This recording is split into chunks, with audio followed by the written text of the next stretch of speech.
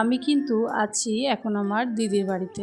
আমার দিদির বিয়ে হয়েছে প্রায় ৪ বছর হয়ে গেছে, কিন্তু আমি সেইভাবে এখন অবধি কোনোদিন এসে থাকিনি। এই প্রথম এসে বেশ কয়েকদিন থাকবো। Hello everyone, good morning. আমি পূজা। তো আজকের ভিডিওটা সকাল থেকেই শুরু করলাম।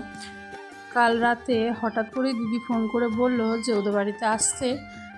আমি তো সেইভাবে ওদের বাড়িতে কোনো দিনই আসিনি। হয়তো এসেছি, এসে হয়তো বিকেলে এসে সকালে চলে গেছি, বা সকালে এসে বিকেলে চলে গেছি। এসে কোনো দিনও সেভাবে ২-৩ দিন দিদি বাড়িতে কোনো দিনই থাকা হয়নি।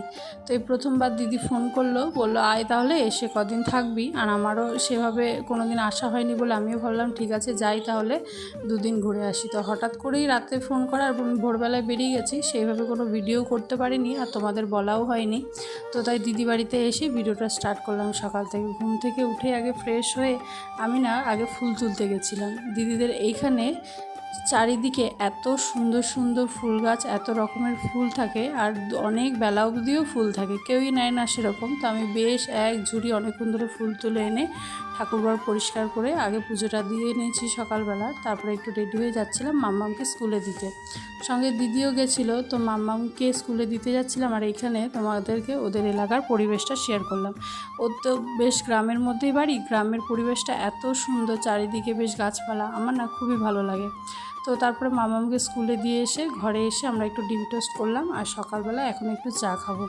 বেশ অনেকটাই সকালে উঠেছিলাম, কিন্তু এই পুজো টুজো দিতে দিতে বেশ অনেকটাই দেরি হয়ে গেছে, তো সেইভাবে চাটা এখন অবধি খাওয়া হয়নি, সকালের ব্রেকফাস্ট আর কি। তো ডিম টোস্ট করলাম, চা আর বিস্কিট দিয়ে ডিম টোস্ট খেয়ে সকালে ব্রেকফাস্টটা সেরে তারপরে দিদি এখানে রান্না করছিল। আজকে রান্না করবে ও চিকেন। তো চিকেনের জন্য আলুটাকে ভেজে নিয়ে তারপর মশলা কষাচ্ছিল, আর আমি পাশেই ছিলাম, পাশে দুজন মিলে একটু গল্প করছিলাম, তার সাথে রান্নাও করছিল।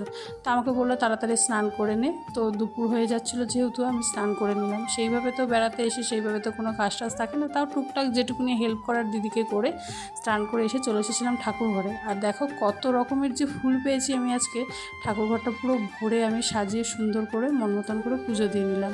তো বিকেল দিকে ভেবেছিলাম একটু ঘুরতে যাব, কিন্তু বিকেলবেলা প্রচণ্ড ঝড় বৃষ্টি নেমেছে, সেইভাবে আর ঘুরতে যাওয়া হয়নি। তো আজকের ভিডিওটা এই পর্যন্তই থাক। এরপরে যতগুলো ভিডিও তোমরা দেখতে পাবে, বেশ কিছু দিদি বাড়িরই দেখতে পাবে। তো টাটা, দেখা হচ্ছে নেক্সট ভিডিওতে।